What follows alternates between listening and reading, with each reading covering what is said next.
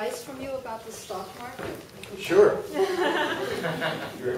I'll try to sum it up in 30 seconds.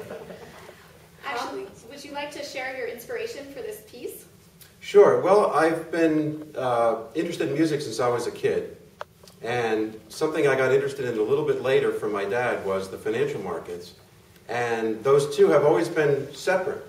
And I always wondered if there was a way that I could somehow combine them, although there are certain kinds of skills that are similar to both, like being creative. And of course, music obviously is very mathematical, especially the Overtone series. There's a lot of similarities between that and the financial markets. But one day I just sat down and this song kind of almost wrote itself, and then I realized that I need some music for it.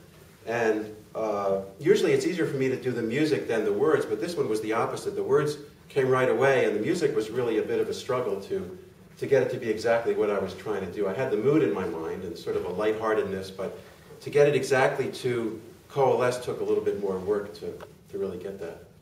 So I'm not sure if I completely succeeded with that, but that's what I was trying to do. And if you're familiar with the financial markets, I used a lot of phrases that, like catching falling knives. There's a saying, you're not supposed to catch falling knives, but I always tell people it's okay to catch them as long as you're not catching falling knives that are coming off a 20-story building. So that's why I'm putting these little things like, there's another saying that no bell rings at the top, so I say, well, I'm going to ring the bell. And these sort of little puns that, if you're familiar with certain Wall Street lingo, that I tried to fit in there. That's great. Are there any comments or questions from the floor? I have one comment. So, when you write songs with the music first and then the lyrics, do you find that this is the melody the first thing you write, or do you write the accompaniment, or do you sort of do both at the same time? Well, it's an interesting question. Actually, a lot of times I think of a theme or an idea.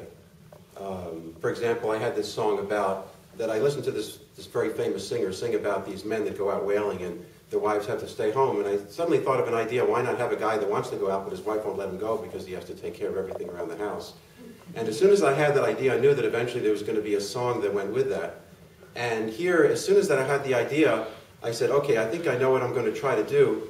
But other than some ragtime songs that were going through my mind at the time, I wasn't exactly sure how the music and the words were going to fit. So what I tend to do sometimes is I have a lot of the musical tune done, but the words are not really done, or I know that there's something that I'm trying to do that I can't quite do. So here I had all the words, and it was just almost automatic, and I thought, well, how can I get the music to fit?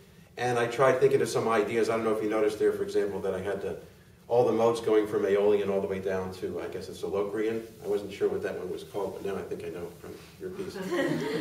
So in that little C section there, I actually used all the modes, so the white notes going down from A all the way down to B, as a sort of a little homage to Walden there. And it also seemed to fit the mood of that part. Yes. I found it very entertaining. I really loved the part where you made the music sound like the opening bell. Oh, you like that? Yeah. That's great. Thanks.